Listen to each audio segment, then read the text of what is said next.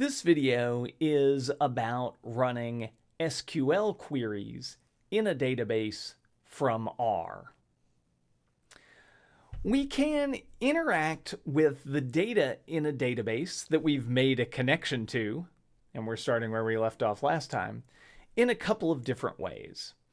The one we're going to learn about in this video is by writing queries in SQL. And so we learned in a previous set of lessons how to write some basic SQL queries. And if we want to interact with the database from R based on those queries, we start by writing down the query as a string. And so let's say count underscore query, because what we'll do here is we're going to write a query that counts the number of individuals associated with each species ID from the portal dataset. And then we want to assign it a query, which we write as a string. And so to do this in SQL, we would start with our select statement. We are doing things by species ID, so we would want species ID to be in the output.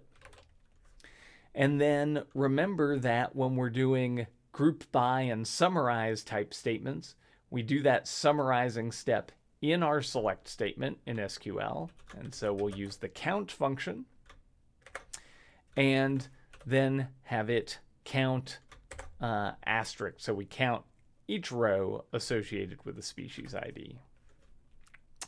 I'm then going to hit enter here. Since this is all in quotes, R will understand that it's all one query, and so we'll keep this one clause per line structure that we've used for SQL. So we'll say from, and this is coming from the surveys table, so from surveys. And then we need to group by the species ID, and so that's group space by and then species underscore ID. And if we run this line, it just produces a string that has this query written down in it. To run that query, we then have a couple of options. The first is to use the dbi package directly. And so we can run the db get with a capital G, query with a capital Q function. That function takes a connection followed by an SQL statement. And so our connection is portal DB. And our SQL statement is the query we just wrote. So count underscore query. And if we run this,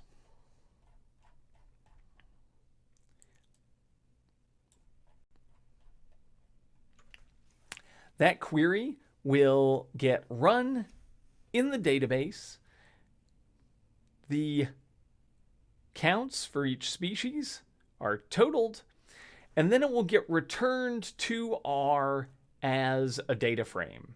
And so this is actually a data frame that was passed back to R, and if we stored it, we'd be ready to work with it. Alternatively, we can use the tbl function from dplyr and again provide it with a connection. But then instead of providing it with a table name, we can use the SQL function and pass it the same string query that we provided db query up here. And that will create a table similar to the one that we made when we connected directly to the surveys table that has the output of our query in it. Now this is a little different than when we run db-get-query. db-get-query returns a data frame back to R. TBL actually leaves the resulting table still in the database. And so again, we can see that this is in the database. and it doesn't know how many rows there are because it's just looked at the first few in the database. If we want to get the result of this query back into R, we can use the collect function like we did before. And so we could call this count_data. And then after having run TBL, we could run the collect function. And I'm going to do that using a dplyr pipe and handing that to the collect function. And that will return count data as a data frame into R that we can start to do other things with.